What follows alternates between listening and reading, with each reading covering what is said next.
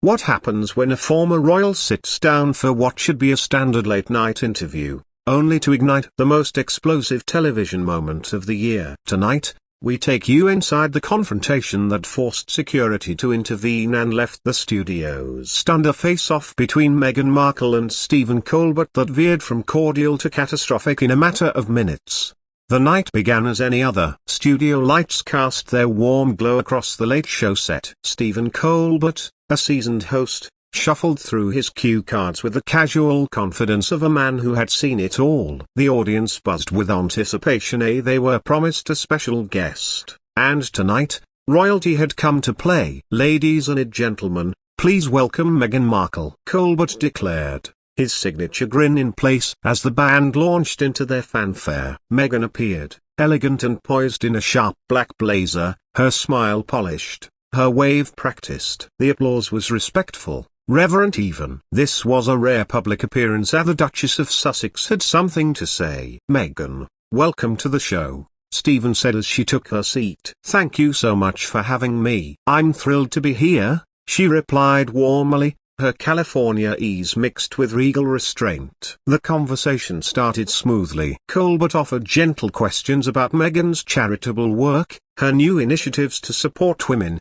and life post-royalty. Meghan responded with grace and clarity, delivering media-trained answers on empowerment and social change. Then came the pivot. "So tell us," Stephen leaned in, "does this new initiative draw from your personal experiences? You've faced quite a bit of public scrutiny over the years." The question was standard, but something in Meghan shifted. Her posture straightened, her smile thinned. "Well, Stephen," she began, a subtle edge sharpening her tone, "any woman in the public eye, especially a woman of color, knows what it's like to have her voice questioned or her motives scrutinized in ways men rarely experience." Stephen nodded slowly. "Absolutely. You've been vocal about your treatment by the media. How do you differentiate between fair journalism and what you've called unfair attacks?" A new tension crept into the room. Meghan's smile faded completely. "Why are we still having this conversation?"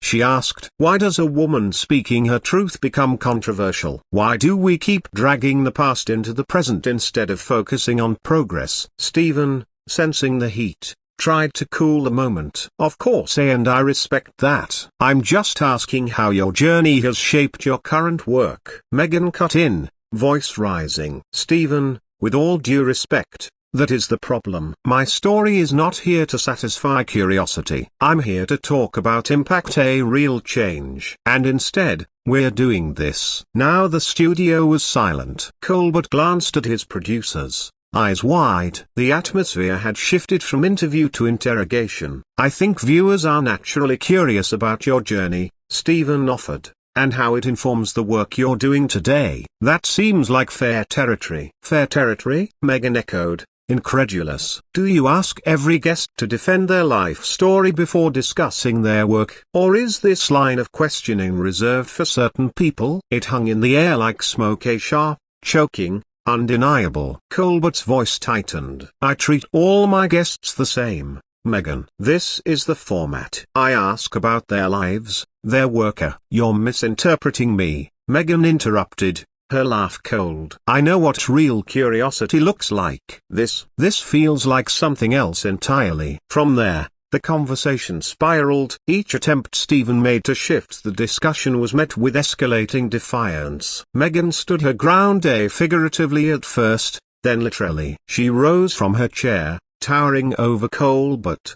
"Do you know what the road to hell is paved with, Stephen? Good intentions. I don't care about your intent. I care about impact." Colbert's voice sharpened. "Meghan, I think you should sit down so we can finish the conversation properly. Are you telling me what to do with my body, on your stage, in front of your audience?" Her voice now thundered across the silent room. "This is a show," Colbert said firmly, "and we maintain a certain structure." "Standing over me and lecturing her. What you do here is control the narrative," she snapped. "But what happens when your guest refuses to play along?" The audience was frozen, eyes darting between host and guest. The cameras rolled on, capturing every raw, uncomfortable second. "You're gaslighting me," Meghan declared, her voice trembling with emotion but fueled by fury. Telling me I'm projecting, that I've misunderstood all because I won't smile and stay in line. That's a serious accusation, Stephen replied. You're attacking my professionalism and this team's integrity. Meghan turned to the audience. Integrity? I was invited to speak about charity work, and instead I've spent the night defending my right to feel what I feel. Colbert tried to regain control. You need to sit down and compose yourself. There it is, she said,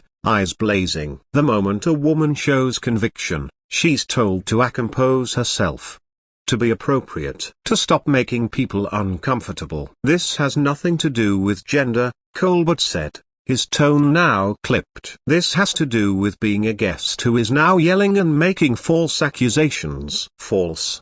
She spat. My experience is happening right now in this chair. You don't get to tell me it's false. Security had moved into position. Producers gestured frantically off stage. It was clear, this interview had passed the point of no return. Finally, Colbert spoke with finality. Meghan, if you're no longer willing to continue this respectfully, we'll end it here. Her final words before being quietly escorted off stage reverberated through the studio. You don't silence people by cutting the mic, you just prove them right. The lights dimmed. The applause never came, and Stephen Colbert sat behind his desk, a shaken, silent, a man who had just witnessed his own format turned on its head.